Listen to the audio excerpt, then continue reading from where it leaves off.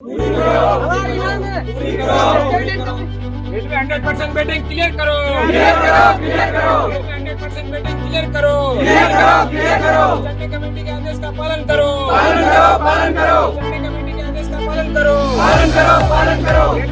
नमस्कार, आप देख रहे हैं नजर टुडे और मैं हूं आपके साथ मानसी भाभी। तो जैसे कि हम आ पहुंचे हैं जंतर मंतर, जहां हर तरीके के प्रोटेस्ट होते हैं और आज ऐसे ही हमें एक प्रोटेस्ट देखने को मिल रहा है जो है RRB junior engineer medical fit candidate centre.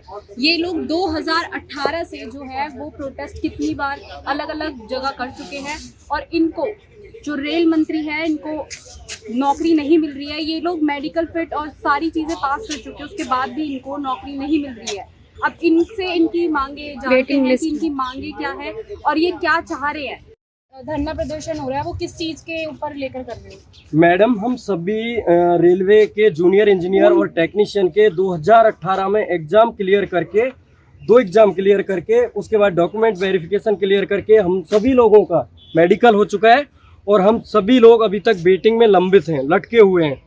तो उसके लिए हम लोग शांतिपूर्ण तरीके से माननीय रेल मंत्री जी तक हमारी बात पहुंचाना चाहते हैं। उसके लिए हम ये धरना प्रदर्शन कर रखा है हमने। तो आपका जो एग्जाम था लास्ट, वो कब हो गया था? हमारा एग्जाम कंप्लीट हो गया था मैडम 2019 में।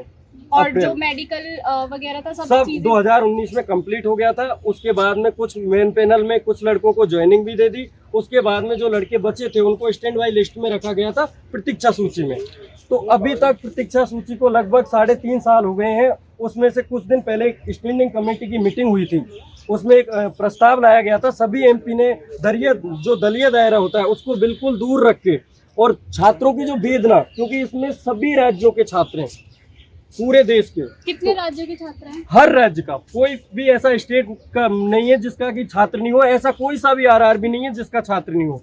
17 के 17 जोन, 21 आरआरबी के लड़के हैं इसमें से। और हमारी संख्या इसलिए कम है क्योंकि देखो, हमने ये प्रोटेस्ट को जब रखा तो जैसे एक जोन को या एक बोर्ड को कुछ लोग रिप्रेजेंट कर रहे हैं। हर लोग यहाँ आ नहीं सकते ना दिल्ली, क्योंकि देखो हमारे पास आने का पैसा भी नहीं है।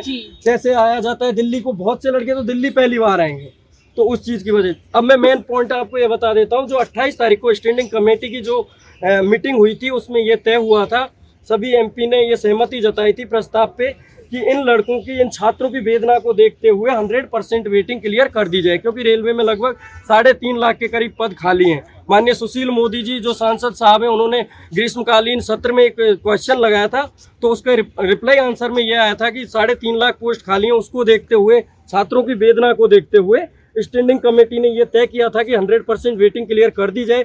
लेकिन जो अधिकारियों का रवैया है, जो रेलवे के जो अधिकारी हैं, रेलवे मिनिस्ट्री में जो बैठते हैं या जीएम ऑफिस में जो लोग बैठते हैं या जो डिविजन्स में बैठते हैं, उनका जो रवैया है, ढीलापन है। उन लोगों ने जो पूरा अच्छे से डिमांड को नहीं भेजा। किसी बोर्ड में, किसी जोन में उन्होंने 0 डिमांड भेज दिया, किसी में बहुत ज़्यादा डिमांड भेज दिया। किसी जैसे लड़के वेटिंग में किसी कैटेगरी में पास हैं, किसी कैटेगरी की सीटें ज़्यादा भेज दी। तो इस तरीके से लगभग 2000 लड़के जूनियर इंजीनियर के और लगभग 2700 से 2800 लड़के टेक्नीशियन के अभी भी वेटिंग में लटके हुए हैं। अगर रेलवे मंत्री आपकी नहीं सुनेगी तो अगला कदम आपका क्या होगा? हमें लग रहा है जो अब तक हमने चक्कर लगाए हैं, काटे हैं, वो सब गलत था।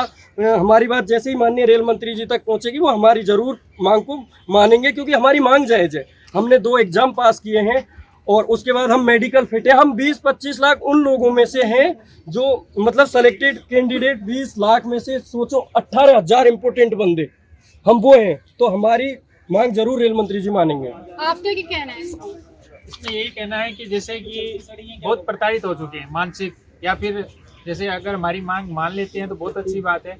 इसके साथ साथ जैसे कमेटी का आदेश जो हुआ पालन अगर करती है सरकार या जैसे भी बड़े अधिकारी है रेलवे के, अगर कर लेते हैं तो हम भी अपना जो आगे का जो जीवन है वो अच्छे से बिता सकते हैं। आपको लगता है कि आपके जो रेल मंत्री हैं वो सुनेंगे?